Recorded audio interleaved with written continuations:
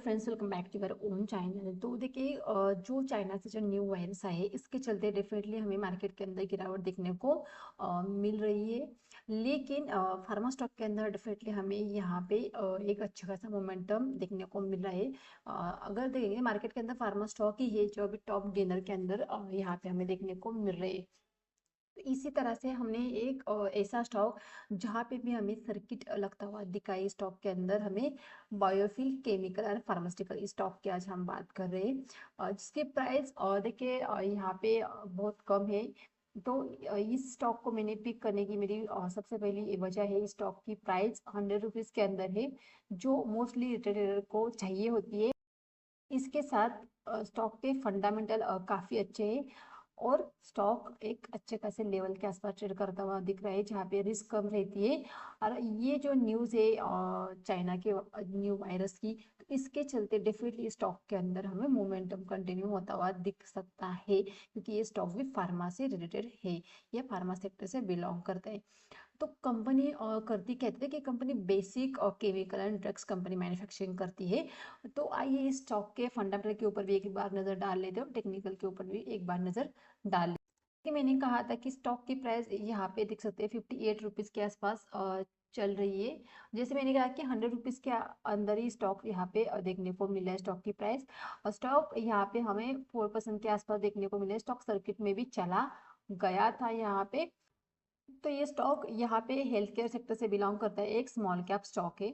अगर स्टॉक की बात करते हैं तो ये एक अच्छे खासे प्राइस के ऊपर, एक अच्छे वैल्यूएशन पे ऊपर हमें स्टॉक देखने को मिल रहा है। स्टॉक की अगर फाइनेंशियल की बात करें तो रेवेन्यू की बात करें तो रेवेन्यू हर एक साल यहाँ पे बढ़ता हुआ दिख रहा है। इसके साथ अगर हम ईबिटा की बात करें तो ईबिटा के अंदर भी हमें यहाँ पे बढ़ता हुआ दिख रहा है। अगर नेट इनकम की बात करें तो नेट इनकम हर एक प्रीवियस ईयर से बढ़ता हुआ हमें देखने को मिल रहा है। स्टॉक के अंदर कोई भी रेड फ्लैग नहीं है, स्टॉक ओवरबॉट जोन के अंदर भी हमें देखने को नहीं मिल रहा है। स्टॉक की होल्डिंग की बात करें तो देखिए 46% यहाँ पे हमें प्रमोटर की होल्डिंग देखने को मिल रही है और यहाँ पे 53% हमें रिटेलर की होल्डिंग देखने को मिल रही है। ये बहुत बार हमने रिसेंटली हमने बायोकॉन के अंदर देखा था कि वहां पे हमें रिटेलर का पार्टिसिपेट कम था, क्योंकि उस स्टॉक की प्राइस ज्यादा थी।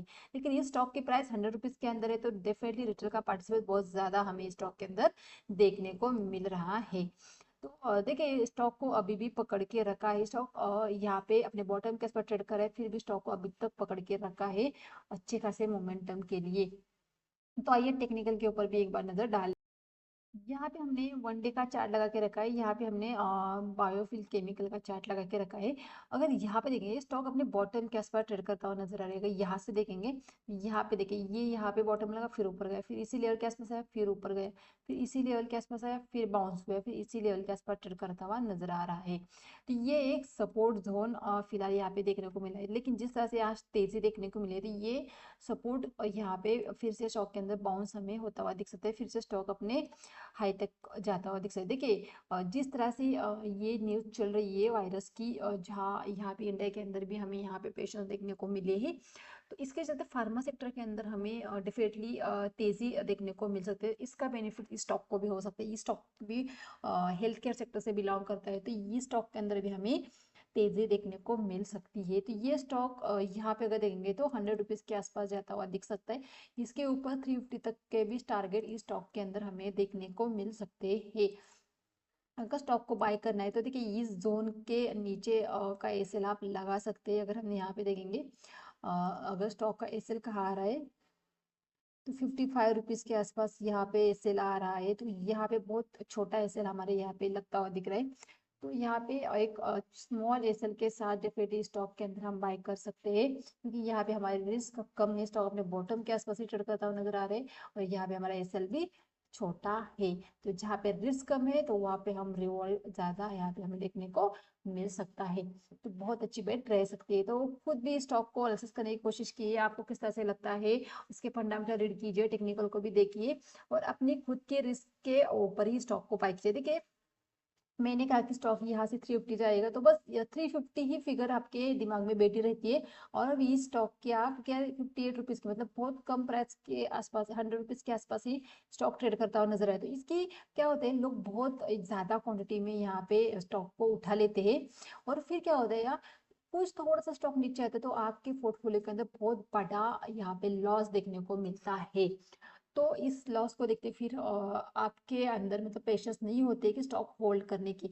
आप एसएल को देखते ही नहीं, बस आप उस फिगर को देखते हैं जो माइनस में चल रही है, या थ्री डिजिट या फोर डिजिट वो फिगर होती है, क्योंकि जिस तरह से आपने क्वांटिटी को बाय किया होता है तो डेफिनेटली 1-2% भी बहुत बड़ा वो लॉस देखने को मिलता है। तो इसीलिए देखिए उतने ही यहाँ पे क्वांटिटी को बाय कीजिए कि जितना आप लॉस बेयर कर सकते हैं एसएल के साथ। कितना मेरे इतना 55 का एसएल है हमारा, मतलब 3 रुपीज 4 रुपीज़ के आसपास हमारा एसएल आ रहा है, तो उसके हिसाब से ही 4 रुपीज़ का एसएल है को, तो उसके हिसाब से अपनी क्वांटिटी को भी मैनेज कीजिए, अपने रिस्क को मैनेज कीजिए और यहाँ पे स्टॉक को बाय करने का डिसीजन ले सकते हैं। तो अगर वीडियो अच्छा है तो वीडियो को लाइक और चैनल को जरूर सब्सक्राइब कीजिए। Thank you.